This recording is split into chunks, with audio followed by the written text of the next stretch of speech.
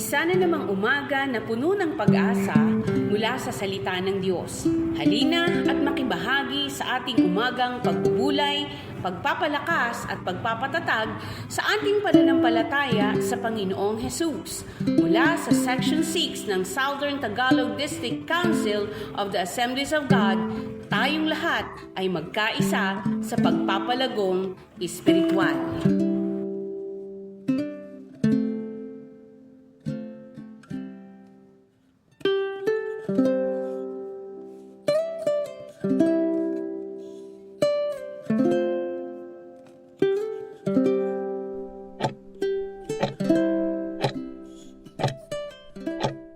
Isang mapagpalang umaga po sa ating lahat. Salamat sa Panginoon. Tayo po muli ay magsasama-sama sa ating paglago, sa ating relasyon sa ating Diyos na buhay.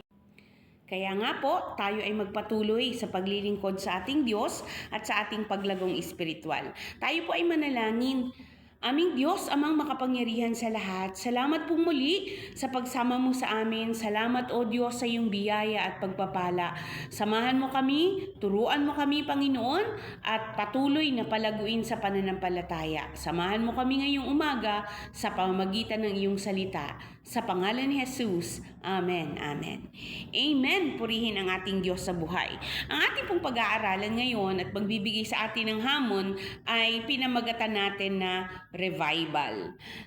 Sanay tayo sa mga revival, tayong Assembly of God. Before, nung bata pa ako, ang revival natin ay 3 nights, mga ganyan, 3 days.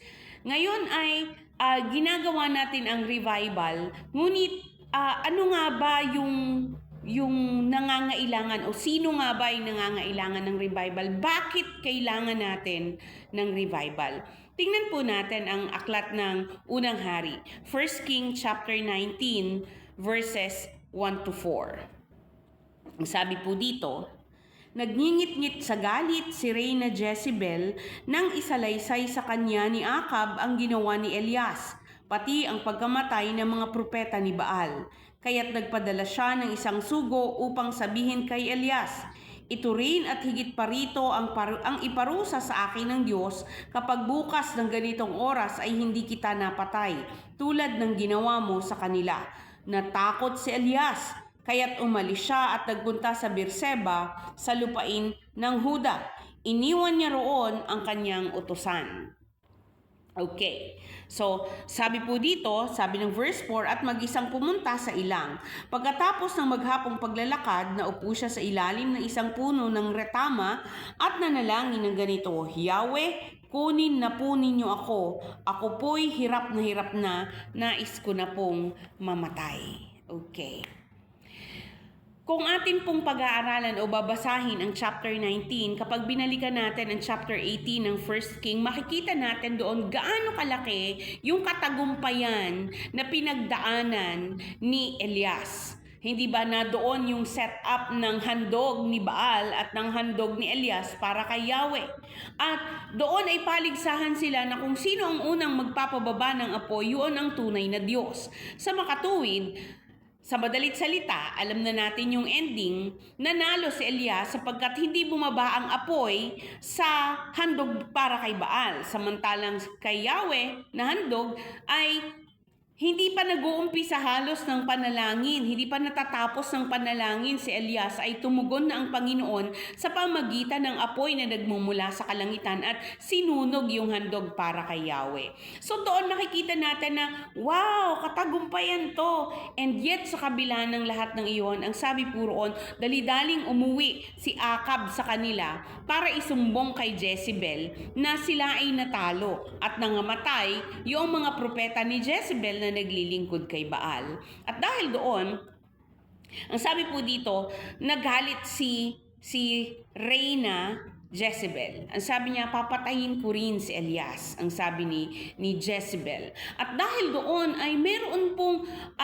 fear na pumasok sa puso ni Elias. Matapos ang katagumpayan, siya po ay nanlupaypay hanggang sa pagdating ng verse 4, sinabi niya sa Panginoon, ayoko na po, gusto ko na pong mamatay. Yun yung desire niya. So, depende to sa nagbabasa kung malumanay o mabagsik yung pagbabasa. Pero ang punto, ayaw na niyang mabuhay. Bakit? After that very, very tremendous victory, ayaw na niyang mabuhay. Why? He needs a revival. At dito makikita natin, kailangan din po natin ng revival. Bakit kailangan natin ng revival? Bakit kailangan ni Elias ng revival? We need a revival from our tiredness. Sa haba ng paglilingkod ni Elias, siya po ay napagod, siya ay nanawa, siya ay napasok ng fear. O sabihin na natin, maaari na siya po ay na-boring or na, ano bang tawag doon? Siya po ay na-burn out. Yun. Sa dami ng ministry na kanyang ginampanan, siya po ay na-burn out.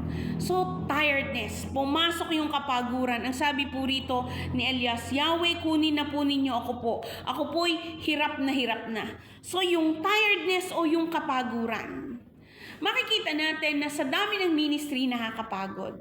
Mga kapatid, hindi porke tayo ay Kristiyano na ay hindi tayo nakakaranas ng kapaguran o pagka-boring or pagka-burnout. Mas madalas itong maranasan ng mas active sa ministry. Mas madalas itong maranasan nung mas maraming ginagawa. Actually, yung pagka-burnout, madalang itong maranasan nung hindi masyadong masipag sa ministry. Nararanasan ito nung pinakamasisipag sa ministry. Yung pagka-burnout.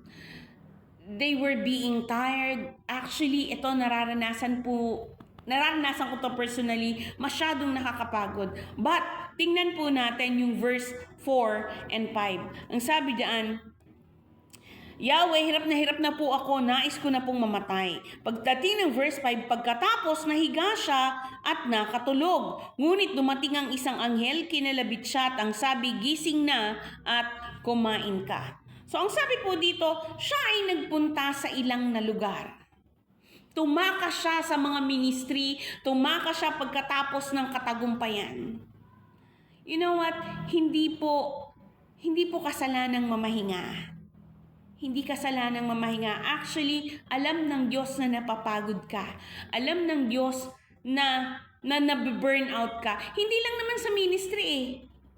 Alam ng Diyos na pagod ka ng maging nanay, pagod ka ng maging breadwinner, pagod ka ng rumisolba ng mga problema na usually hindi naman ikaw ang gumawa ng problema. Pero bakit kasali ka sa nag-iisip ng solusyon? Hindi ka naman kasali sa gumawa ng problema. Alam mo yung mga bagay na ang hirap tanggihan, kailangan mong gawin kahit hindi ka dapat kasali. So, those are the things that contributed our tiredness. Nakakapagod tayo, but this is one thing na natuwa ako sa Panginoon. Sabi rito, nagpunta si Elias sa ilang at doon siya ay nakatulog.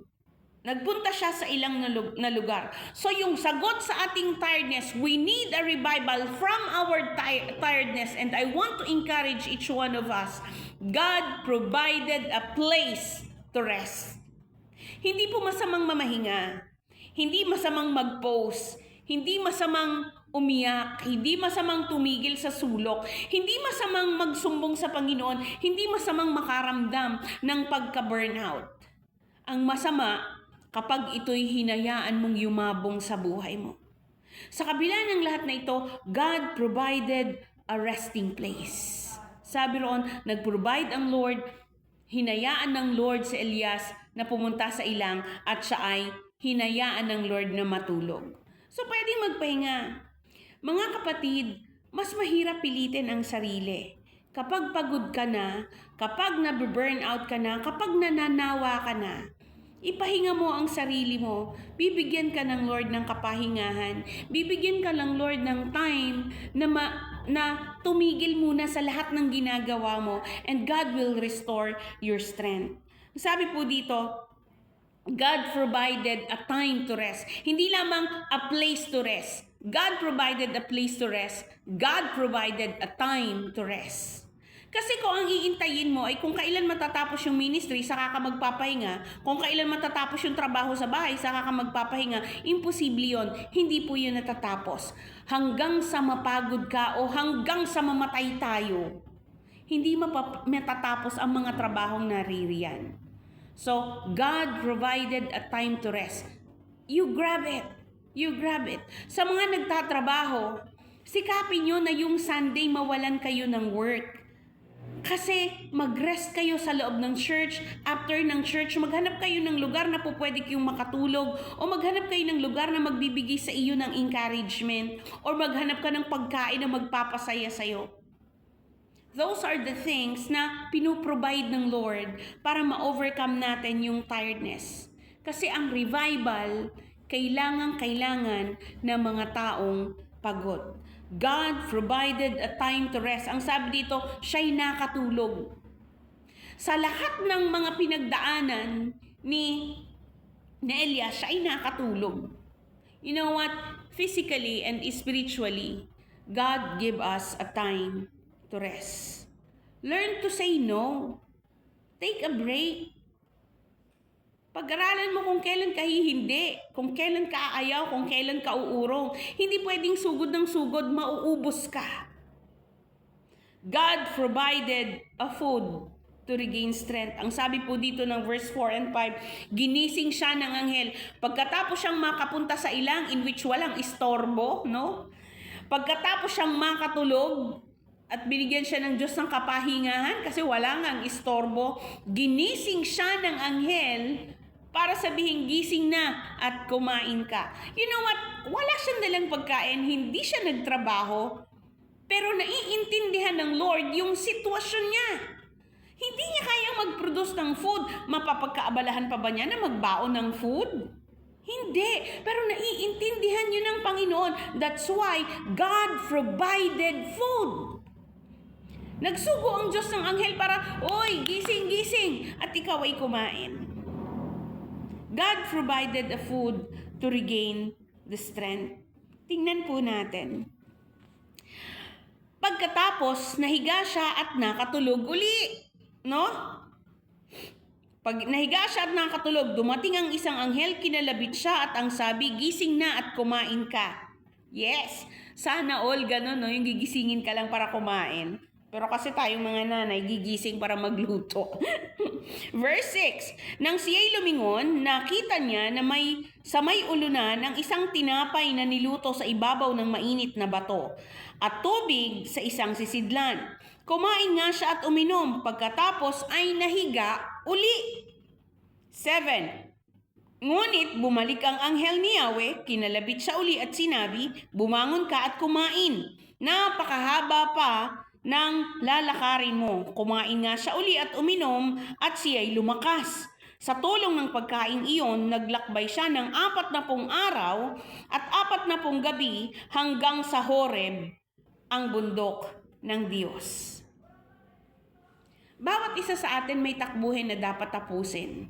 Hindi pwedeng tumigil ka sa gitna dahil lamang sa napagod ka.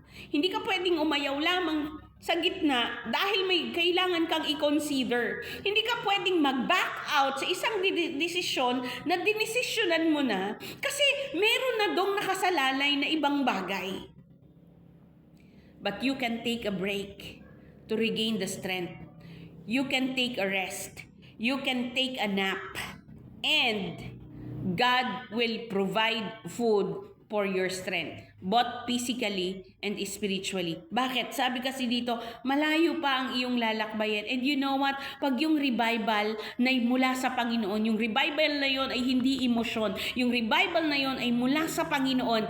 It will sustain you hanggang matupad mo ang ipinagagawa ng Panginoon. Dito, it lasts 40 days sa buhay ni Elias. Yung isang kain na huling kain niya na yon, kasi 2 beses siya kumain eh. Yung pangalawang kain niya, tumagal niya yun ng 40 days hanggang sa nakarating siya sa bundok ng Diyos, ang bundok ng Horeb. Sometimes, all we need to do is take a break. Take a pause. No? Teka muna, kuwit muna, comma. I need to take a breath. And then, Palalakasin tayo ng Panginoon hanggang makarating tayo sa destinasyon na ang Diyos ang nagplano. Mga kapatid, this morning, pagod ka na ba? Ask God for revival. Ask God for a rest. Ask God for a time to rest. At pag binigay sa iyo ng Panginoon, huwag ka na munang mag-isip, grab it. Pinagpapahinga ka ng Panginoon. Pero walang ayawan, kapatid. Why? God will provide a strength para tayo ay magpatuloy muli. Hanggang sa makarating tayo sa purpose na ang Diyos ang may gawa. Isang mapagpalang umaga at isang malakas na umaga sa lahat ng napapagod. And I pray that God will renew our strength. Kung paano ang pangako niya sa Biblia ang siyang magpapalakas sa atin tulad ng isang agila, panghawakan natin iyon. Aming Diyos sa dakila at tapat, salamat sa iyong biyaya. Salamat po sa iyong pagkilos. Salamat sa lahat ng ginagawa mo. Salamat sa pagbibigay sa amin ng kapahingahan sa tuwing kami napapagod na.